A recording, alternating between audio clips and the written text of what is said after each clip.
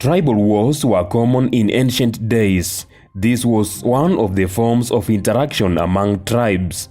People fought over the control of grazing fields, water points, land, and cattle rustling, among other reasons.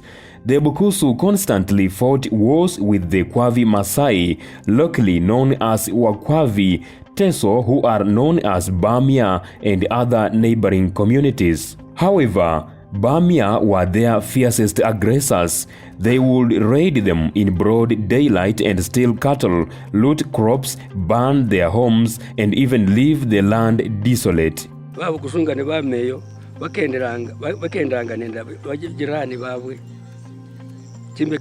In the course of their migration, the Bukusu harmoniously coexisted with their neighbors. Warfare would result from clamor for wealth and settlement. Lakini sisindu sekiranga none kuicha yabatama ekunyola kemiando nekuyima ubwekhaliro. Relocations were orchestrated by disease outbreaks. Even as they migrated, they stuck to their traditions. Whoever followed the traditions saved their lives. Deviants died. Kumwima kwabo kwokwo kwekamara kakaba kwisanga kungirambo no holori ofwa no holori ona. According to Professor of History and author Gideon Saulo Were, Bamia frequently engaged the Bukusu, defeating them from time to time due to their large army. He writes that in 1700s, long before the white man came on the scene, Bamia had the fiercest army in western region. Amid the raids, there was born a military genius, Mukite, son of Nameme. A few years after the birth of Mukite, Bamia warriors attacked again. The raid this time round, however, was so fatal that hundreds of Bukusus, including Mukite's parents, lost their lives. The rest of the Bukusu tribesmen fled into exile in 3 different groups. Even worse, on their way to present-day Port Victoria, the first group was excessively harassed by Abanyala men who would pay dearly for their atrocities. The second group fled to Marachi, and the third fled to a place called Kabras, another Luya tribe. After their reign of terror that had lasted a few days, Bamia warriors retreated, and a small portion of the Bukusu tribe from the 3 groups decided to return and rebuild their villages. The legend of how Bamia warriors had conquered the Bukusu kept being told over and over again, Mukite's entire childhood, making him even bolder and deepened his sense of justice and hatred for the Bamia tribe. Shortly after getting initiated as a warrior before the farming season of 1822, he started devising a plan that would allow his tribesmen to retaliate against the infamous Bamia. One early morning, Mukite, son of Nameme, hung drums around his neck and went around the neighboring villages, summoning back all the Bukusu war fugitives that had assimilated in different tribes. And after leading them back to the village, he immediately embarked on training them in the art of warfare and instilled in them courage. He also created a new culture among the warriors that discouraged the habit of fleeing in the face of tough enemy aggression. Under his guidance, the Bukusu also proceeded to build more forts and manufactured headgears, spears, knives, bells, and clubs. They also started decorating their faces when going to war and came up with chants that would help keep their adrenaline up in the battlefields. When he saw that his warriors were ready for battle, he divided the army into 2 different groups, the Engetuti and the Elamali. The former group was the advance party, meaning that they went into the battleground first. The Engetuti group on the other hand, would usually remain behind and hide in a nearby bush or hill. The Bukusu also relied on intelligence reports gathered by a group known as Bayoti. This group was consisted of both men and women and sometimes children.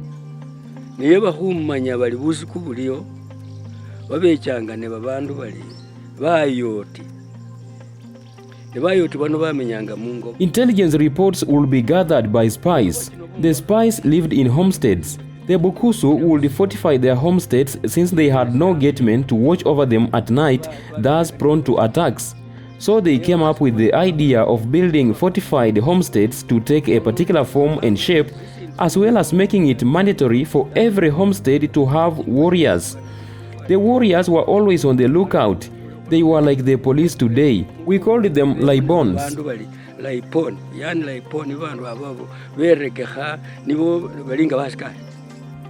Our respondent confides that black magic was also relied upon during war, a technique he regrets has been abandoned by the present day generation.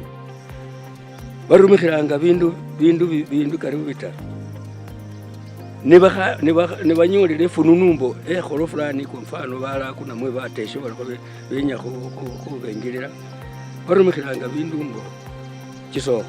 They relied on a number of techniques. After getting wind of an impending attack, they would unleash black magic to blindfold the enemy. They would also dispatch a contingent of spies to spy on the enemy.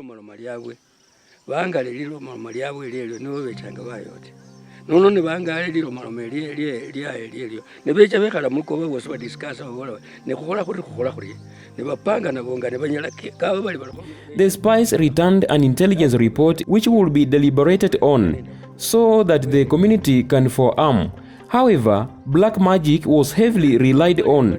Talk of black magic in front of a Christian today and you will automatically become a sinner. But our people used it to sedate the enemy. They guarded their homesteads that way.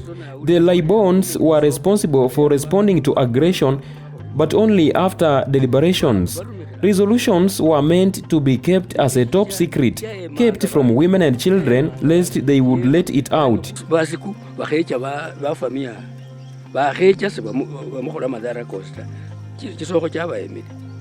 It should be noted that black magic was not among the techniques that Mukite introduced. His were novel military tactics that proved effective. This way, after the Elamani group had engaged the enemy and the enemy was tired, the group would retreat and run past the second group with the enemy usually in hot pursuit. Then immediately after the first group passing, the second group in hiding would then come out of hiding and engage the now tired enemy warriors. This is the same strategy that resulted in the legend that the Bukusu warriors never get tired in the battleground. One of the wars that proved the invincibility of the Bukusu was the War of Opata.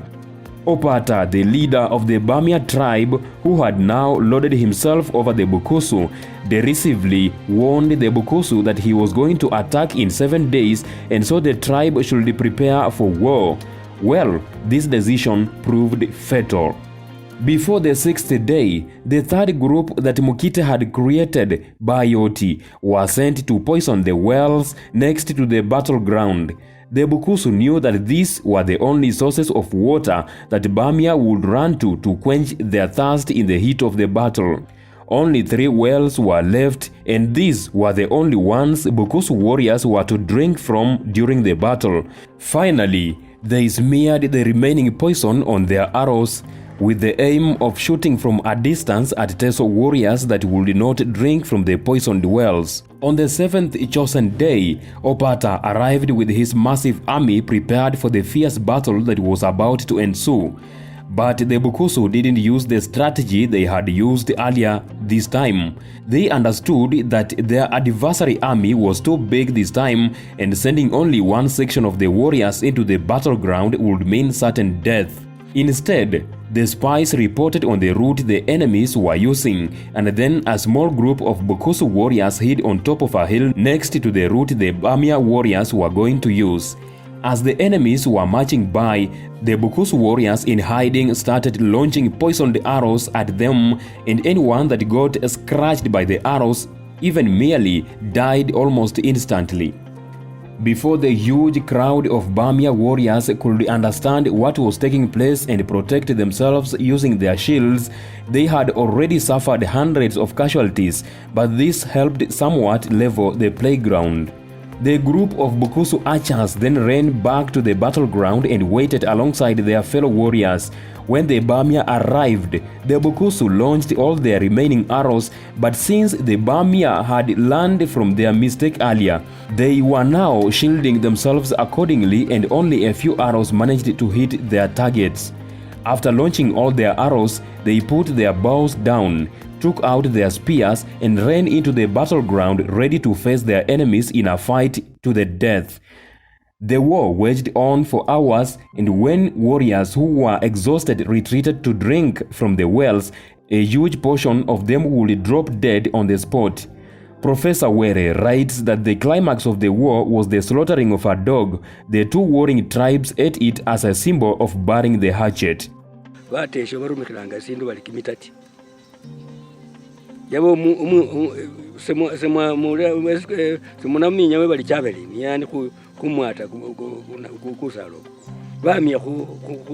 The Teso fought with sharpened sticks prepared from sitati tree.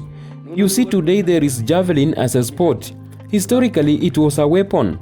The javelins were prepared from a tree known as sitati, whereas the Bukusu used spears. A javelin is light, thus can be launched at a long range, unlike a spear. Because of this, the Teso would overpower the Bukusu. They would kill each other. In the territory of Mango, after the killings, they entered into a treaty, swearing never to kill one another again. So they cut a dog to end the war.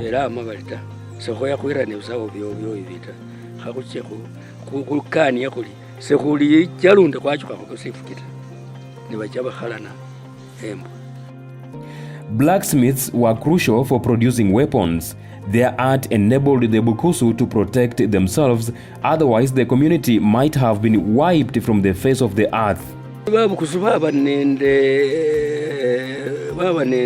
Kwanza ne basiyanja kwanyole khambo kuli mukholo che babukusu kuli ne jikholo fulani chine bubasi. It was found out that some clans among the Bukusu have the art of blacksmithing.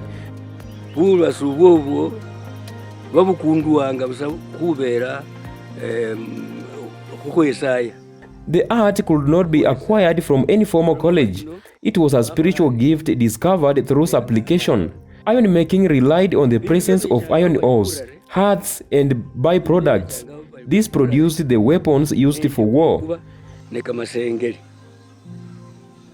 The byproducts could be heated in a hearth, then shaped into spears of different shapes and sizes.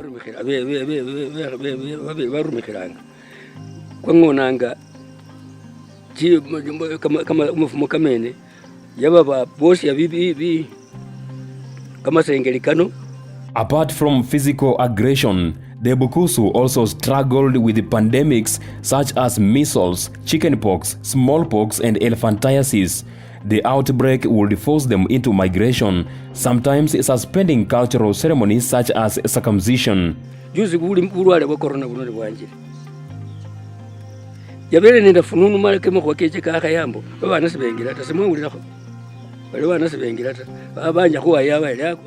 Recently, when coronavirus broke out, there was a lot of fear that our children would not get circumcised. People feared that the circumcision ceremony would attract large congregations, thus spread the virus. But we as Bukusu elders were opposed to the suspension. Our forefathers too, as I said, struggled with pandemics.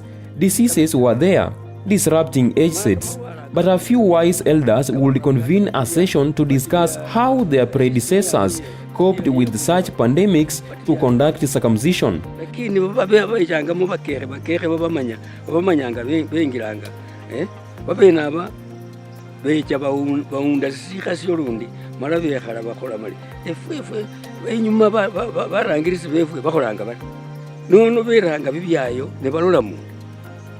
They would read animal intestines to foretell the future. We have specific clans that are able to do that. They can even foretell the impending attack. The Libons use the information to ready themselves. Lula mundu mumu anyanaka hapo nato mundu na binanga nilaiponi abo bekala ko muchunga nobona bamutire. Another war, probably the last major one ever fought by the Bukusu, was against the straying white man. This lasted for a better part of late 1800 and early 1900, with the Bukusu putting up a spirited fight to protect their wealth, culture and lives. However, in the end, many lives were lost, culture undermined, as well as displacements by the white man. Thanks for watching Culture Hub TV. More episodes coming up. Don't forget to subscribe, like and share the video with your friends.